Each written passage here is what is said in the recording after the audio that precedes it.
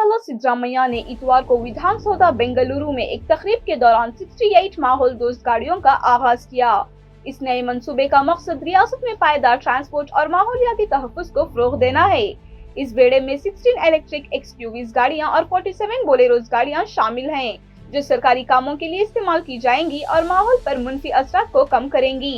तकरीब में फॉरेस्ट और environment minister Ishwar Khandre, Karnataka state pollution control board chairman और MLA PM Narendra Swamy, medical education minister doctor Sharan Prakash Patil, food civil supplies और consumer affairs minister KH. Muniyappa और वजीर आला के सियासी मुशीर नासिर अहमद भी मौजूद थे।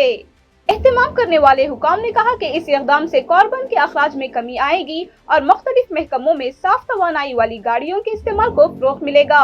वज़ीर आला सिद्धरामैया ने इस मौके पर कहा कि ये मंसूबा कर्नाटक को सब्ज़ हुकूमतदारी का मॉडल बनाने के विजन का हिस्सा है और भारत के पायदार तरक्याती अहदाफ के साथ हम आहंग है।